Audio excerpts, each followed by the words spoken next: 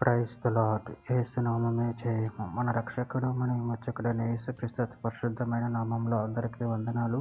చిన్న ప్రార్థన ద్వారా రాత్రికాల సమయమందు వాక్య భాగం ధ్యానించుకుందాము.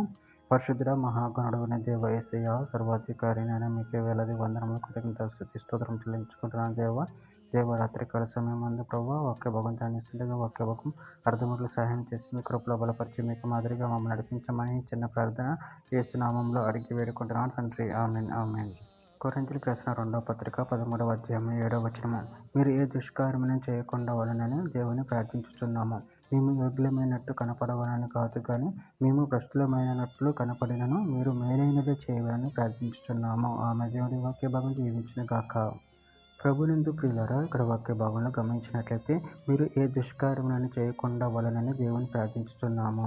మేము యోగ్యులమైనట్టు కనపడవలనని కాదు కానీ మేము భ్రష్టులమైనట్టు కనపడినను మీరు మేలైనదే చేయవలనని ప్రార్థించుతున్నాము. అదేవిధంగా వాక్య భాగంలో గమనించినట్లయితే కొరింథీయులకు రాసిన 2వ పత్రిక 13వ అధ్యాయం 9వ వచనంలో మేము బలహీనులమైనను మీరు బలవంతులై ఉండిన ఎడల సంతోషించదము. దీని నిమిత్తమే అనగా మీరు సంపూర్ణ కావాలని ప్రార్థించుతున్నాము. మత్తయి సువార్త 6వ అధ్యాయం 13వ వచనం. మమ్మల్ని శోధనలోకి తేక దుష్టుని నుండి మమ్మల్ని తప్పించుము. యోహాను సువార్త 17వ అధ్యాయం 15వ వచనం. నువ్వు లోకంలో నుండి వారిని తీసుకొని పోమని నేను ప్రార్థించటం లేదు కానీ దుష్టుని నుండి వారిని కాపాడమని ప్రార్థించుతున్నాను. ఫిలిప్పీయులకు రాసిన పత్రిక 1వ అధ్యాయం 9 నుంచి 11 వచనాల్లో మీరు శ్రేష్టమైన కార్యమును వివేచింపగలవారొకటిగా మీ ప్రేమ తెలివితోనూ సకల విధములైన అనుభవ జ్ఞానంతోనూ కూడినదై అంతకంతకు అభివృద్ధి పొందవలననియు ఇందువలన దేవునికి మహిమయు స్తోత్రము కలుగునట్లు మీరు యేసుక్రీస్తు వలనైనను నీతి ఫలములో నిండుకొనిన వారై క్రీస్తు దినమునకు నిష్కపటములుగాను నిర్దోషులుగాను కావాలనియు ప్రార్థించుచున్నాను. తెస్సలోనికీయులకు రాసిన మొదటి పత్రిక 5వ అధ్యాయం 23వ వచనం. సమాధానకర్తయగు దేవుడే మిమ్మల్ని సంపూర్ణంగా పరిశుద్ధపరచును గాక.